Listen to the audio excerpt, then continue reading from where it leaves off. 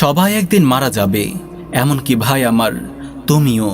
হ্যাঁ, তোমাকেই বলছি বন্ধু, হ্যাঁ তোমাকেই। তুমিও মারা যাবে একদিন। তুমিও নীরবে শুয়ে পড়বে ৩.৫ হাত মাটির নিচে, কবরের বিছানায়, অন্য সবার মতো। তোমার দাদার আব্বু কোথায় আজ? একসময় তিনি ছিলেন, আজ নেই, শুয়ে আছেন মাটির বিছানায়। তোমার দাদার দাদা কোথায় আজ? একসময় তিনিও ছিলেন এই দুনিয়ায়, আজ তিনি নেই, শুয়ে আছেন মাটির বিছানায়। সবাইকে একদিন কবরে যেতেই হবে, অনিবার্য অবশ্যম্ভাবী এই গন্তব্য। তোমার আদিপিতা আদম থেকে নিয়ে তুমি পর্যন্ত সবারই একই পথ, একই গন্তব্য, কবর, অন্ধকার কবর। ভাই আমার, জীবন কাফেলার পরম গন্তব্য এই কবরই। এটিই নিয়ম। এই নিয়মের বাইরে কেউ যেতে পারেনি, তুমিও পারবে না। তুমি যখন কোথাও হেঁটে যাও তখন কি করো? একের পর এক পা ফেলে এগিয়ে যাও। প্রতিটি কদমেই তুমি তোমার গন্তব্যের দিকে একটু একটু করে এগিয়ে যাও, তাই না? যতই কদম ফেলো ততই তুমি গন্তব্যের কাছে যেতে থাকো, তোমার পথ ফুরিয়ে আসতে থাকে। এই যে তুমি এখন নিঃশ্বাস ফেলছো, প্রতিটি নিঃশ্বাসকে তুমি একটি কদম ধরে নাও। প্রতিটি নিঃশ্বাস তোমাকে পা পা করে কবরের দিকে নিয়ে যাচ্ছে।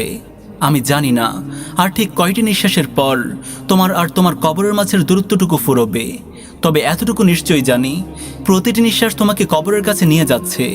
নিঃশ্বাস চলছে, কবর কাছে আসছে। নিঃশ্বাস চলছে, কবর কাছে আসছে। একদিন হঠাৎ তোমার নিঃশ্বাস থেমে যাবে, অন্য সবার মতো তুমিও শুয়ে পড়বে চিরদিনের জন্য। তুমি মারা গেছো, তোমার স্বজনরা তোমার জন্য উচ্চস্বরে কাঁদছে। তোমাকে গোসল দেয়া হচ্ছে, তোমাকে সাদা কাফনে জড়ানো হচ্ছে, তোমাকে কাঁধে তুলে প্রিয়জনেরা কবরের দিকে পা ফেলছে। বিষয়গুলো ভাবতে কেমন বিদঘুটে লাগে, তাই না? এসব মেনে নিতেও কেমন যেন কষ্ট হয়। তুমি মন থেকে এসব তাড়িয়ে দিতে চাও, তাই না ভাই? ভাই আমার, আজ আমি তোমাকে মৃত্যুর মুখোমুখি করতে চাইব। তুমি আমাকে শুনছো? আমি তোমাকেই বলছি। হ্যাঁ ভাই, তোমাকেই, অন্য কাউকে নয়, তোমাকেই বলছি। আমি অপরিচিত কারো মৃত্যুর কথা বলছি না, আমি তোমার মৃত্যুর কথা বলছি। হ্যাঁ, তোমার নিজের। আমি আশা করি আজকের কথাগুলো তোমার কাজে আসবে, জীবনের চলার পথে তোমাকে সাহায্য করবে ইনশাআল্লাহ। চলো আমার সাথে। মনে করো সেদিন জুমাবার, তুমি এই রুমেই বসে আছো, বসে বসে একটি দিনই বয়ান শুনছো। চারপাশের আবহাওয়াটা বেশ সুন্দর, রুমের আবহাওয়াটাও খুবই শান্ত। প্রিয় বন্ধুরাও আছে তোমার সাথে, তোমরা ভালোই সময় কাটাচ্ছ। সামনের টেবিলে রাখা চায়ের কাপ থেকে ধোঁয়া উঠছে। তোমার জন্য এটি অন্য 10টি দিনের মতো খুবই সাধারণ একটি দিন। সব কিছুই স্বাভাবিক, নাথিং আনইউজুয়াল, নাথিং স্পেশাল। বয়ান শেষ হয়েছে, তুমি রুম থেকে বেরিয়ে পড়েছ। শাইখের বয়ান শেষ হলেও তোমার মনে তার রেশটুকু রয়ে গেছে। তোমার মনে অন্যরকম একটি আবহ তৈরি হয়েছে। তুমি মনে মনে কি যেন ভাবছ। ধীরে ধীরে তোমার মন হারিয়ে যেতে থাকে অতীতে। হারিয়ে যাওয়া দিনগুলোর একঝাঁক স্মৃতি তোমার মনের পর্দায় ভেসে উঠছে। আজ কেন জানি তোমার সেই গুনাহগুলোর কথা মনে পড়ছে, যেগুলো তুমি দিনের পর দিন করেছ। তোমার স্মৃতিতে তোমার জীবনের সব ভুল, সব পাপ, সব গুনাহ জীবন্ত হয়ে উঠছে। তুমি একটু চমকে উঠেছ। আহা, এক জীবনে এত গুনাহ, এই রাশি রাশি গুনাহ কেন আমার মনে অনুশোচনা জাগায়নি? কেন আমি আল্লাহর কাছে ক্ষমা চাইনি? কেন আমি আমার গুনাহগুলোর জন্য অনুতপ্ত হইনি? তাই তো আমার কখনো সেই অর্থে তাওবাও করা হয়নি। এই চিন্তাটি হঠাৎ তোমার মনকে কেমন যেন বিষণ্ণ করে তুলেছে। মনটা কেমন যেন হায় হায় করছে। কিসের জন্য অন্তরটা যেন হাহাকার করছে। কোনোভাবে চিন্তাটি থামিয়ে তুমি বিল্ডিং ছেড়ে রাস্তায় নেমে এসেছো। রাস্তা পার হয়ে তোমাকে ওপাশে গিয়ে একটি রিক্সা নিতে হবে। তুমি আনমনে রাস্তা পার হচ্ছ। হঠাৎ তীব্র একটি হর্নের শব্দ, সেই সঙ্গে কড়া ব্রেক কষার দীর্ঘ বিশ্রী আওয়াজ। চমকে বামে ফিরতেই তুমি দেখতে পেয়েছো তীব্র গতিতে ধেয়ে আসা প্রাইভেট কারটিকে। কি করবে বুঝতে না পেরে তুমি সেখানেই ফ্রিজ হয়ে দাঁড়িয়ে আছো। তারপর তোমার সাথে কিছু ঘটে গেল, এমন কিছু যা কখনো তুমি চিন্তাও করনি, তুমি কখনো কল্পনাও করতে পারোনি তোমার সঙ্গে এমন কিছু ঘটতে পারে। এমন কিছু যা প্রতিদিন রাস্তায় অসংখ্য লোকের সাথে ঘটে। তুমি নিউজে স্লো মোশনে এমন অনেক ভিডিও দেখেছো, কিন্তু এবার তুমি নিজেই সেই ভিডিওগুলোর একটির চরিত্র। কিছু বুঝে ওঠার আগেই ছুটন্ত কারের প্রবল ধাক্কা তোমাকে সজোরে বাতাসে ছড়িয়ে দিয়েছে। একটি খেলনা পুতুলের মতো তোমার শরীর অনেক দূরে গিয়ে মাটিতে আছড়ে পড়েছে। তারপর ফুটবলের মতো বাউন্স খেয়ে উল্টে পাল্টে গড়াগড়ি দিয়ে তোমার শরীর অবশেষে এক জায়গায় থেমেছে। এখন তুমি শুয়ে আছো রাস্তায়। তুমি বুঝতে পারছো এটি কোনো মুভি নয়, এটি বাস্তবেই ঘটছে, এটি বাস্তব। মনে হচ্ছে সময় থমকে দাঁড়িয়ে আছে। তোমার মনের কোনায় আবছে একটি ভাবনা উঁকি দিচ্ছে, আমার বন্ধুরা কোথায়? আমার তাদের সাহায্য দরকার। তারা কি আশেপাশে আছে? আমার প্রিয়জনেরা কোথায়? তারা জানে আমি কোথায়, কেমন আছি। এমন সময় অ্যাম্বুলেন্সের তীব্র সাইরেনের শব্দে ভারী হয়ে ওঠে চারপাশের বাতাস। হঠাৎ তুমি বুঝতে পারছো তোমাকে একদল লোক ঘিরে আছে। ধীরে ধীরে, খুবই ধীরে, খুবই দুর্বলভাবে তুমি চোখ মেলেছ। আরও একটু ভালোভাবে দেখার জন্য তুমি ঘাড় ঘোরানোর চেষ্টা করছো, কিন্তু না, ঘাড়ের নিয়ন্ত্রণ তোমার হাতে নেই। হাত পা কিছুই যেন নেই তোমার, চাইলেও কিছুই নড়ছে না। চারপাশে রক্ত, লাল রক্ত, রক্তে ভেসে যাচ্ছে রাস্তা। এগুলো কি আমার রক্ত? এত রক্ত, এগুলো আমার? হঠাৎ ভয়ঙ্কর এক চিন্তা এসে ভর করে তোমার মাথায়। এটাই কি তবে শেষ? এটাই কি তবে শেষ? এটি কিভাবে সম্ভব? আমি তো এখনো তরুণ, পুরো জীবন আমার পড়ে আছে সামনে। আমি কিভাবে মরতে পারি? বুড়োরা না মরার কথা, অন্যরা না মরার কথা, এবার আমি কেন? একটু চিন্তা করে দেখো, হাজার হাজার কবরে শুয়ে আছে তোমার মতো হাজার হাজার তরুণ, যারা জন্মগ্রহণ করেছে 1985 সালে, 1990 সালে, 1992 সালে, 2000 সালে, কিংবা তারও পরে। হয়তো আজ এটি তোমার পালা, আজ হয়তো তোমার মৃত্যুর দিন। তাই তো তুমি শুয়ে আছো রাস্তায়, রক্তাক্ত অবস্থায়। অ্যাম্বুলেন্সের শব্দ আরও বড় হতে থাকে।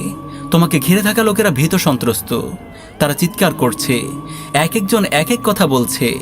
চারদিকে গোলমাল, শোরগোল, হাঙ্গামা, অশান্ত পরিবেশ। তুমি তাদের আওয়াজ শুনছো। কেউ যেন বলছে, শ্বাস নাও, শ্বাস নাও, চেষ্টা করো, শ্বাস নাও। ইয়া আল্লাহ, কি হচ্ছে এসব? আজকের এই ট্র্যাজেডিতে, আজকের এই ভয়াবহ মুভিতে তুমিই প্রধান চরিত্র। তুমি বুঝতে পারছো তোমার শরীর থেকে রক্ত ঝরছে, অবিরাম রক্ত ঝরছে, রাস্তা ভেসে যাচ্ছে। তোমার কেমন যেন শীত শীত লাগছে, তীর তীর করে কাঁপছে তোমার শরীর। তুমি বুঝতে পারছো তোমার শরীর অবশ হয়ে আসছে, নিশ্চল, অসাড় হয়ে আসছে। কয়েকটি শক্ত হাত তোমার শরীর নাড়াচ্ছে, তোমাকে বহন করে নিয়ে যাচ্ছে। তারা তোমাকে একটি অ্যাম্বুলেন্সে রাখছে। অ্যাম্বুলেন্স ছুটতে শুরু করেছে, সাইরেন বাজছে জোরে জোরে। ড্রাইভারের চিৎকার শোনা যাচ্ছে, সরো, সরে পড়ো, পথ ছেড়ে দাও, রাস্তা খালি করো, আমাকে যেতে দাও। অ্যাম্বুলেন্স কাছের একটি হসপিটালে গিয়ে থেমেছে। ইমার্জেন্সির ডাক্তাররা ছুটে আসছে। তারা প্রাণপণে চেষ্টা করছে রক্তক্ষরণ থামাতে, কিন্তু কিছুতেই থামানো যাচ্ছে না। তোমার জখম খুবই গুরুতর, তুমি এখন হাসপাতালে। হঠাৎ তুমি বুঝতে পারছো মেডিকেল স্টাফ তোমাকে ঘিরে দাঁড়িয়ে আছে। তারা ইমার্জেন্সি সার্জারি শুরু করেছে। তারা তোমাকে বাঁচাতে চেষ্টা করছে। তারা তোমাকে এই পৃথিবীতে ধরে রাখতে চাইছে, কিন্তু তুমি আজ মৃত্যুর মুখোমুখি, মৃত্যু থেকে একটু দূরে, কয়েক কদম দূরে মাত্র। তুমি ফিল করতে পারছো তোমার জীবনী শক্তি ফুরিয়ে আসছে। পায়ে পায়ে তোমার শিয়রে এসে দাঁড়িয়েছে অনিবার্য মৃত্যু। তুমি মৃত্যুর এত কাছে আগে কখনোই আসনি। তোমার অন্তর কাঁপছে, গুমরে কাঁদছে। আবেগের প্রবল ধূলিঝড় বয়ে যাচ্ছে তোমার হৃদয়ের আঙিনায়। ভারী হয়ে উঠছে চারপাশের বাতাস। তোমাকে ঘিরে রাখা লোকেরা কি বুঝতে পারছে তোমার অবস্থা? তোমার হৃদয়ে আজ কিসের তাণ্ডব, এ কিসের ধূলিঝড়? কেন এত হায় হায়, কেন এত হাহাকার? এক কথায় আফসোস। তোমার হৃদয়ে আফসোসের হাহাকার। তোমার হৃদয়ে অনুশোচনার তুফান বইছে। তোমার অন্তরে অনুতপ্ততার জোয়ার উথলে উঠেছে। তোমার মনটা ভেঙে চুরমার হয়ে যাচ্ছে। তোমার হৃদয় চিৎকার করে বলছে, আমি মরতে চাই না। তোমার দুর্বল ঠোঁট দুটো যেন নড়ে উঠছে। অসহায় ফিসফিস স্বরে বলতে চাইছে, ব্যাস একটিবার, শুধু আর একটি চান্স, শেষবারের মতো একটি মাত্র সুযোগ। মেডিকেল স্টাফরা মরিয়া হয়ে চালিয়ে যেতে থাকে সার্জারির কাজ। তোমার মাথায় কেবল একটি চিন্তাই ঘুরপাক খাচ্ছে, আমাকে বাঁচাও, আমাকে বাঁচাও, আমাকে বাঁচাও। একটি কর্কশ বিপ বিপ শব্দ তোমার চিন্তাকে বাধাগ্রস্ত করে। কি হচ্ছে এখানে? এই বিপ বিপ শব্দ মানেটা কি? সমস্যাটা কি এখানে? সার্জনের চেহারার ভাব পরিবর্তিত হচ্ছে। তার চেহারায় ফুটে উঠছে চাপা হতাশা। তিনি প্রাণপণে চেষ্টা করে যাচ্ছেন, কিন্তু তার চেহারা ক্রমশ মলিন হতে থাকে। তার চেহারাই বলে দিচ্ছে ঠিক কি ঘটতে যাচ্ছে তোমার সাথে। হঠাৎ কেঁপে ওঠে তার দু চোখের পাতা। তোমার জখমগুলো খোলা রেখেই তিনি সোজা হয়ে দাঁড়িয়েছেন। তারপর নীরবে পা ফেলে চলে যাচ্ছেন ওটির বাইরে। তিনি চলে যাচ্ছেন, কিন্তু কেন? আরে বাকি মেডিকেল স্টাফরাও তো চলে যেতে শুরু করেছে।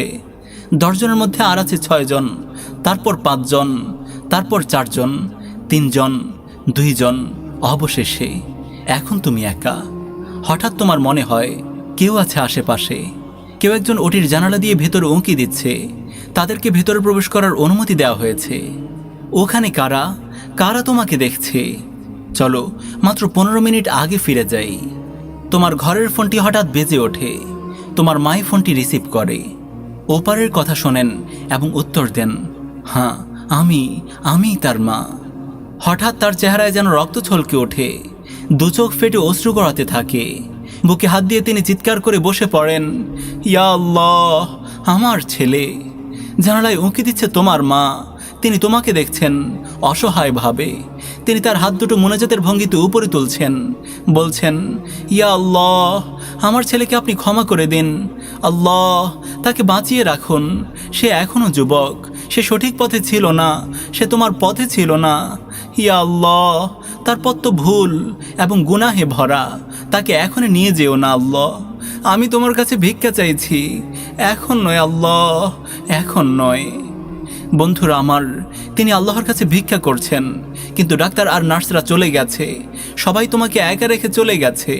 এটি কি তবে সেই সময় যখন রূহ শরীর ছেড়ে চলে যায়? হ্যাঁ, এখনই সেই সময়। এখন তুমি তাকে দেখছো। মালাকুল মউত, মৃত্যুর ফেরেশতা আজরাইল আলাইহিস সালাম। তিনি তোমার সাথে বন্ধু হিসেবে মোলাকাত করতে আসার কথা ছিল যদি তুমি আল্লাহর পথে চলতে।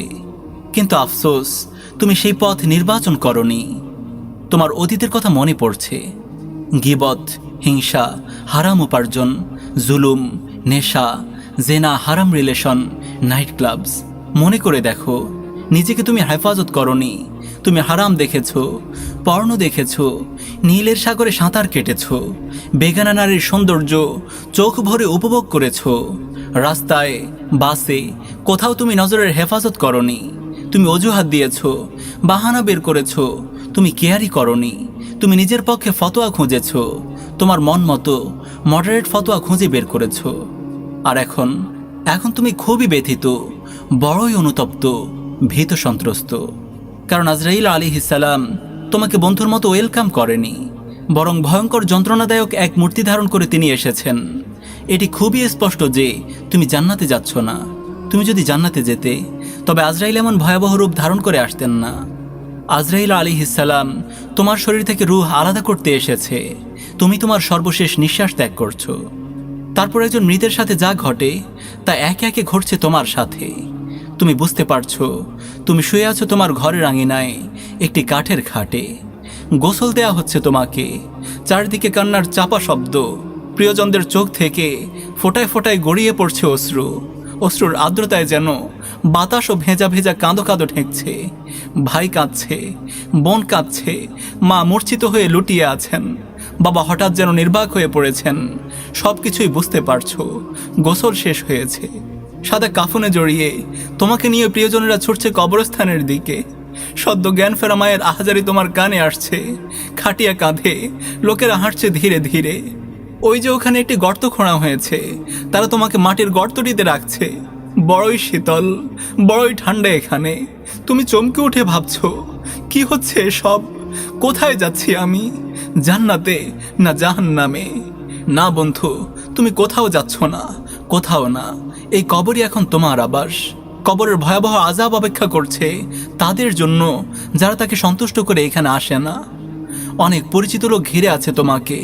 তোমার প্রিয় মুখগুলো, তোমার ভাই, তোমার বাবা, তোমার প্রিয় বন্ধু বান্ধব, তোমার সহপাঠীরা, তোমার আড্ডার সাথীরা, যারা তোমার পরিবারের চেয়েও কাছের, যাদের সাথে মিলে তুমি শত শত গুনাহ করেছো। তার ওপরে দাঁড়িয়ে নিচে শুইয়ে রাখা তোমাকে দেখছে। তারা কেউ এই মাটির গর্তে তোমার সাথে নেই। তুমি একা, বড়ই একা। তুমি বুঝতে পারছো, আফসোস আর হতাশার তুফান বইছে তোমার বুক জুড়ে। তুমি আবার পৃথিবীতে ফিরে যেতে চাচ্ছ, কিন্তু তোমাকে চমকে দিয়ে তোমার উপর একটি একটি বাঁশের পাটাতন রাখা হচ্ছে। তোমার প্রিয় ভাইয়েরাই, তোমার কলিজার বন্ধুরাই তোমার শরীর ঢেকে দিচ্ছে। অন্ধকার হয়ে আসছে তোমার চারপাশ। তারপর হঠাৎ মাটি ফেলার শব্দ, বাঁশের পাটাতনের ওপর ঝুরঝুর করে মাটি পড়ছে। তোমার সবচেয়ে প্রিয় লোকেরাই সবচেয়ে বেশি মাটি ঢালছে তোমার উপর। যতই মাটি পড়ছে, অন্ধকার আরো গাঢ় হয়ে আসছে, আরো জমাট হয়ে আসছে। তাহলে সব শেষ, দুনিয়ার সাথে আমার সব সম্পর্ক ছিন্ন হয়ে গেছে। তোমার বুক জুড়ে কান্নার দহন। কি পেলে তুমি? দুনিয়া থেকে সাথে কি নিয়ে এলে? দুনিয়া তোমাকে ধোঁকা দিয়েছে, প্রতারণা করেছে তোমার সাথে। ধোঁকাবাজ এই দুনিয়া, প্রবঞ্চক এই দুনিয়া। দুনিয়া তোমাকে তার চাকচিক্যে মোহগ্রস্ত করে রেখেছিল। গাড়ি বাড়ি নারী, ইস কত বড় ধোঁকা এসব। কোথায় আমার দামি ব্র্যান্ডের গাড়ি? কোথায় সেই দৃষ্টিনন্দন ডুপ্লেক্স বাড়ি? কোথায় সেই আরামের ব্যালকনি যেখানে বসে চেয়ারে আমি বিকেলে গায়ে এলিয়ে দিয়ে বসতাম? কোথায় সেই সবুজ ঘাসে ঢাকা আঙিনা? কোথায় আমার গার্লফ্রেন্ডগুলো যাদের মোহিনী হাসি আমাকে ভুলিয়ে রাখত? কোথায় আমার ফেসবুক অ্যাকাউন্ট? কোথায় ইউটিউব? কোথায় নেটফ্লিক্সের প্রিয় ওয়েব সিরিজগুলো? কোথায় নাটক মুভি দেখে কাটানো অলস সময়গুলো? হে ধোঁকাবাজ দুনিয়া, তুমি আমার সর্বনাশ করেছ, আমার সব কিছু বরবাদ করে দিয়েছ, আমাকে হারামের লোভ দেখিয়েছ। দেখো, আজ আমার কিছুই নেই। আজ আমি শূন্য হাতে শুয়ে আছি অন্ধকার মাটির গর্তে। কত রং বেরঙের জীবন ছিল আমার, আজ কেবল কালো, শুধুই কালো। চারদিকে কেবল কালো অন্ধকার, এক চিলতে আলো নেই এখানে, এক ফালি আলো নেই এখানে। হ্যাঁ বন্ধু, এটাই তোমার নতুন ঘর। স্বাগতম, স্বাগতম তোমায় তোমার কবরে, স্বাগতম তোমায় অসীম অন্ধকার এই কবরে। এটাই সেই জায়গা যেখানে তুমি অবস্থান করবে। হায়, যে হতাশা আজ তোমার বুকে দাবাদাবি করছে, এই হতাশাটি যদি তুমি জীবিত থাকতে অনুভব করতে। তুমি তোমার হাত দুটো উঁচু করে দোয়া করতে চাইছো, কিন্তু না, অনেক দেরি হয়ে গেছে। চারদিক থেকে মাটি এসে তোমাকে জাপটে ধরেছে, তোমাকে চাপ দিচ্ছে, তোমাকে চারদিক থেকে চাপ দিচ্ছে। তোমার এপাশের হাড় ওপাশে গেঁথে যাচ্ছে, চাপ বাড়ছে, তোমার কিছুই করার নেই। চাপ আরও বাড়ছে, তোমাকে নিঃশেষে পিষে ফেলছে। তুমি চিৎকার করার চেষ্টা করছো, কিন্তু ব্যথায় কোঁকানোর মতো অবস্থাও তোমার নেই। হায় আল্লাহ, কোথায় তুমি? আমাকে বাঁচাও। আহা বন্ধু, অনেক দেরি হয়ে গেছে, অনেক দেরি হয়ে গেছে। কিছুই করার নেই তোমার আজ। এত দেরিতে এসে আফসোস করে কোনো লাভ নেই, কোনো লাভ নেই। যে মহান রব তোমাকে জন্ম থেকে লালন পালন করেছেন, তোমাকে খাইয়েছেন, পরিয়েছেন, বড় করেছেন, তোমাকে একজন প্রেমময়ী মা দিয়েছেন, যার ভালোবাসা তোমার জীবনকে সবসময় ঘিরে ছিল, সেই রবের সাথেই তুমি গাদ্দারি করেছ। তার হুকুমকেই তুমি অমান্য করেছ, তার বিধানকেই তুমি দুপায়ে দলেছ। অসহায় কণ্ঠে তুমি যেন ফিসফিস করে নিজেকে বলছো, কত বোকা ছিলাম আমি, কত বড় গর্ধব ছিলাম। নিজেকে তুমি ধিক্কার দেবে, তোমার মন চাইবে ক্ষোভে দুঃখে নিজেকেই নিজে লাথি মারো। তুমি পাগলের মতো বলবে, ইয়া আল্লাহ, ইয়া আল্লাহ, সব কিছুর জন্য আমি তওবা করছি, আমাকে মাফ করো, আমাকে ক্ষমা করো। ইয়া আল্লাহ, আমাকে তুমি রহম করো। আমি তোমার দরবারে মিনতি করছি, আল্লাহ, আমাকে আর মাত্র একটি চান্স তুমি দাও, শুধুমাত্র একটি সুযোগ তুমি দাও। আমাকে একটি বারের জন্য দুনিয়াতে ফিরে যেতে দাও। আমি বুঝতে পারিনি আল্লাহ, আমি বুঝতে পারিনি। আমি নিজের সঙ্গেই বেইমানি করেছি, নিজেকেই নিজে ধোঁকা দিয়েছি। এই রঙিন দুনিয়া আমাকে প্রতারিত করেছে। আল্লাহ, একটু দয়া করো, একটু রহম করো। আমাকে আর একটিবার সুযোগ দাও। আমি দুনিয়াতে গিয়ে সেজদাতেই পড়ে থাকবো, কখনো মাথা তুলব না। হায়, সারা জীবন কেন আমি বরবাদ করলাম? কোথায় নামাজ, কোথায় রোজা, কোথায় দান সাদাকা? এমনকি গোটা বছরে একবারও আমি কোরআন খুলে বসিনি। হ্যাঁ বন্ধু আমার, তুমি সেখানে বারবার মিনতি করবে, বারবার তুমি নতুন নতুন প্রমিস করবে আল্লাহর কাছে, যার যার করে কাঁদবে, কিন্তু কিছুই তোমার অবস্থার পরিবর্তন করতে পারবে না। না ফেরার সেই কঠিন দেশ থেকে আর কখনোই, কোনো দিনও, এক মুহূর্তের জন্য তুমি দুনিয়াতে ফিরে আসবে না। সেদিন কেউ তোমাকে সাহায্য করতে পারবে না, কেউ সেদিন তোমার পাশে থাকবে না। প্রিয় মা, প্রিয় বাবা, ভাই বোন, প্রিয়তমা স্ত্রী, আদরের সন্তান, কেউ না, কেউ না। তুমি যাকে ইচ্ছা ডাকো, যতবার ইচ্ছা ডাকো, কাউকেই তুমি সেখানে পাবে না। মা, মাগো, এখানে আমি বড়ই কষ্ট পাচ্ছি। কোথায় তুমি মা? আমাকে শুনতে পাচ্ছ? মা, আমি যখন গুনাহ করেছিলাম তখন কেন আমাকে বাধা দাওনি? বাবা, কোথায় তুমি? কেন তুমি আমাকে ঘরে বেঁধে রাখোনি? আমাকে জোর করে আল্লাহর পথে নিয়ে আসনি। সেদিন কেউ তোমার কথা শুনবে না, কেবল একজনই সেদিন তোমার কথা শুনবে, তিনি হলেন আল্লাহ। কেবল আল্লাহ, শুধুই আল্লাহ। কেবল তিনিই আছেন তোমার কথা শোনার, আর কেউ নেই। এখন তুমি বুঝতে পারছো লা ইলাহা ইল্লাল্লাহ মানে কি? বুঝতে পারছো? কোথায় সেই লোকগুলো যাদেরকে খুশি করতে তুমি আল্লাহকে অসন্তুষ্ট করেছিলে? কোথায় সেই বন্ধুরা যারা বলেছিল তারা কখনোই তোমাকে ত্যাগ করবে না? কোথায় তোমার প্রাণের সেই প্রিয়জন যার সঙ্গে তুমি হারাম রিলেশন গড়ে তুলেছিলে, যার ভালোবাসায় তুমি নেশাগ্রস্ত হয়ে পড়েছিলে, যার ভালোবাসায় তুমি তোমার দয়াময় রবকে ভুলে গিয়েছিলে?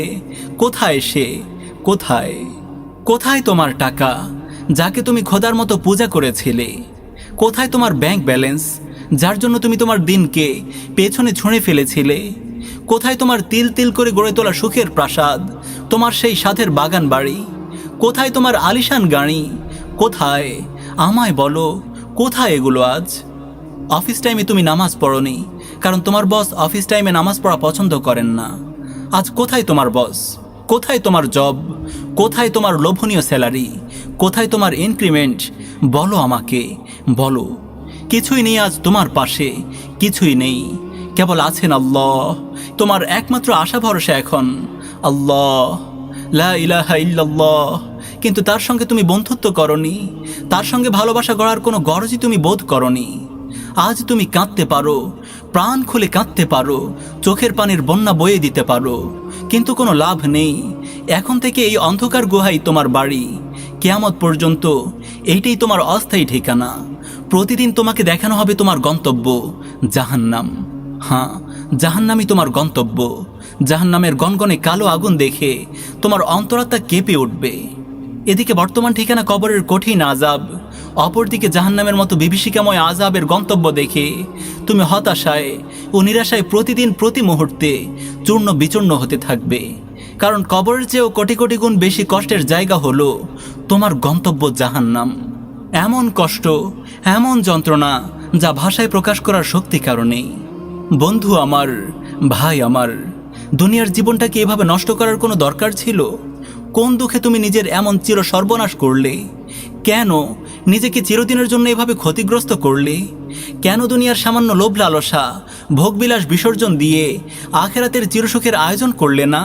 কেন নিজেকে নিয়ে এমন ছিনিমিনি খেলা খেললে? তুমি বরবাদ করার জন্য আর কিছু পাওনি যে নিজের চিরস্থায়ী আখেরাতের জীবনকেই বরবাদ করলে? আমাকে বলো, তুমি কেন এমন বোকামি করলে? আমার ভাই, তুমি আছো, আমাকে শুনছো? তোমার নিঃশ্বাস কি এখনো আছে? তাহলে ওঠো, আর বসে থেকো না, দৌড়াও। এখনো হয়তো কিছু সুযোগ আছে তোমার। কিছু করে নাও, কিছু পুঁজি সঞ্চয় করো। আসছে মৃত্যু, আসছে আখেরাত, আসছে আজরাইল তোমাকে নিয়ে যেতে। এখন হয়তো কিছু সময় আছে, আরও কিছু নিঃশ্বাস হয়তো তোমার বাকি আছে, অল্প কিছু সময় হয়তো এখনো আছে তোমার হাতে। আমি জানি না আর ঠিক কয়টি নিঃশ্বাসের পর তোমার আর তোমার কবরের মাঝের দূরত্বটুকু ফুরোবে, তবে এতটুকু নিশ্চয়ই জানি প্রতিটি নিঃশ্বাস তোমাকে কবরের কাছে নিয়ে যাচ্ছে। নিঃশ্বাস চলছে, কবর কাছে আসছে। নিঃশ্বাস চলছে, কবর কাছে আসছে, কবর কাছে আসছে। আমি জানি না আর ঠিক কয়টি নিঃশ্বাসের পর তোমার আর তোমার কবরের মাঝের দূরত্বটুকু ফুরোবে, তবে এতটুকু নিশ্চয়ই জানি প্রতিটি নিঃশ্বাস তোমাকে কবরের কাছে নিয়ে যাচ্ছে। নিঃশ্বাস চলছে, কবর কাছে আসছে। নিঃশ্বাস চলছে, কবর কাছে আসছে, কবর কাছে আসছে।